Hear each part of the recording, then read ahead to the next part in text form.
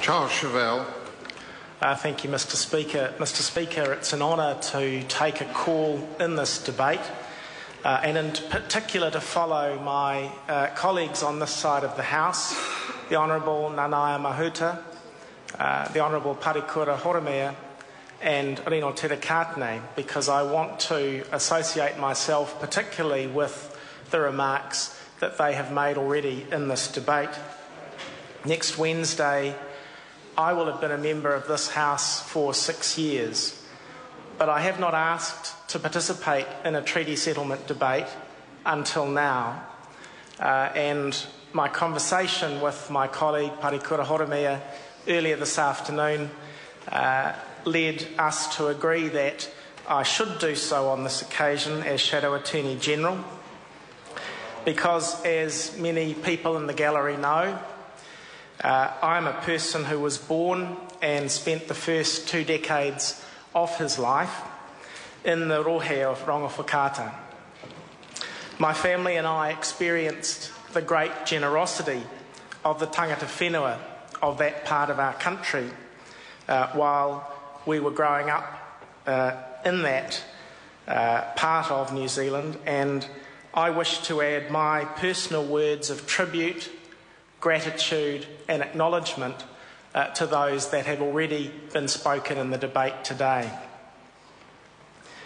My mother's family arrived in Gisborne as immigrants from Scotland in the 1940s. My father came to Gisborne a little bit later.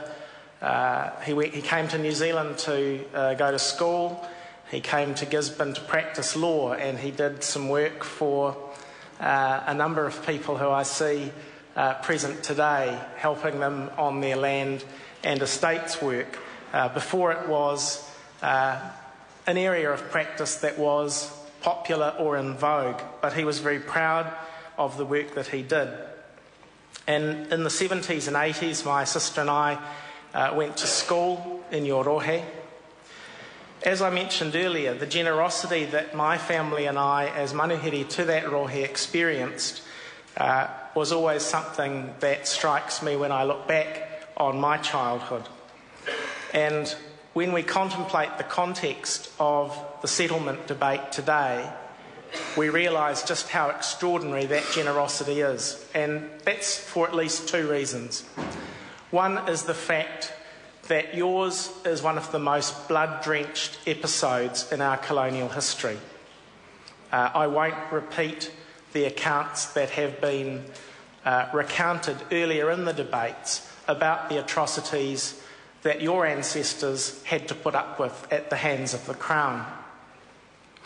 But there's something, I think, that's even worse than the fact that those atrocities took place. It's the fact that many of us, most of us, all of us, went through the New Zealand education system in the 70s and 80s, and we weren't taught about them. So the other important thing about this process is that we can put a name to our history, and nobody has an excuse to say that they don't know about it, because all that history is now going to be recorded forever in an act of this Parliament and in the settlement documentation, and that is absolutely as it should be. But earlier speakers are correct. We don't teach our history properly. And if we don't teach our history properly, we can't expect people to understand and appreciate the generosity that is being shown today by the fact that Rongowhakaata are accepting the settlement that we are now enacting. I've spoken about generosity several times in this call.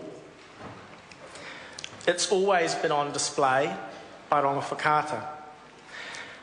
The redress that they will receive under this settlement, as with all treaty settlements, and this is an observation I think made many years ago now by the Honourable Mark Burton, will never compensate the iwi for what it experienced from 1865 onwards. Never in a treaty settlement is there adequate redress or compensation for the wrongs of the past.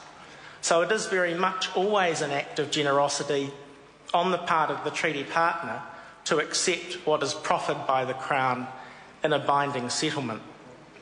And we are fortunate today that that treaty settlement has been accepted and is being enacted. I think we're also very fortunate that the generosity that I mention has, in a somewhat rare occasion in this House, proved contagious. My colleagues earlier acknowledged the work that has been done by the Minister of Treaty Settlements in progressing this and other treaty settlements. And I join with them in acknowledging that work. The Minister in turn has very properly acknowledged another truth about the settlement process. It doesn't just exist in the present. The negotiators on both sides stand on the shoulders of giants, and they rely on the work that was done in the past in order to bring the settlement about. For the part of the Crown, the Minister properly acknowledged the work that was done by the Honourable Michael Cullen as Deputy Prime Minister in the previous administration, the signing in principle on behalf of the Crown of the agreement for a collective settlement package in August 2008 was what enabled the detailed negotiations to occur and to progress to the point that they have today.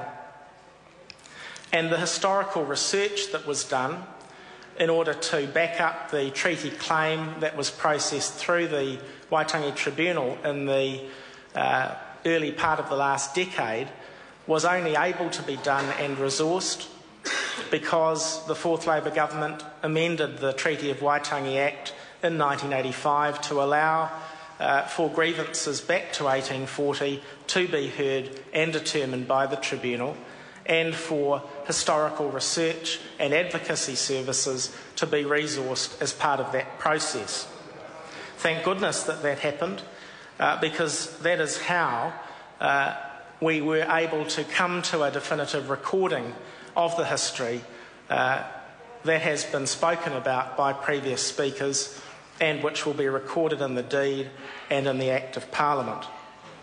And it's a timely reminder that the treaty process needs to continue to be resourced adequately. This applies to the Tribunal and to those who present claims before it.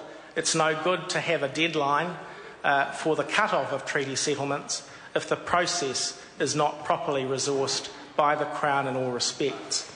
And we should all remember that in this House when we speak in support of treaty settlements such as the one that is being debated today.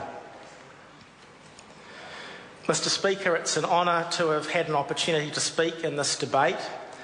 I want to conclude again by acknowledging the tremendous generosity of Rongowhakaata.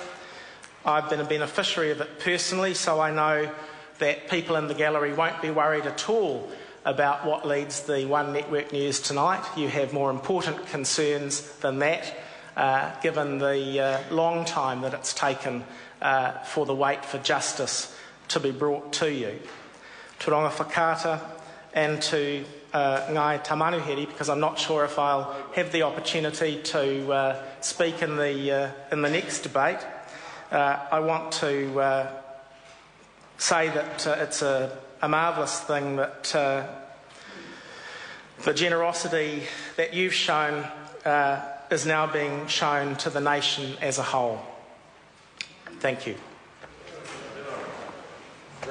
Honourable Chris Tremaine.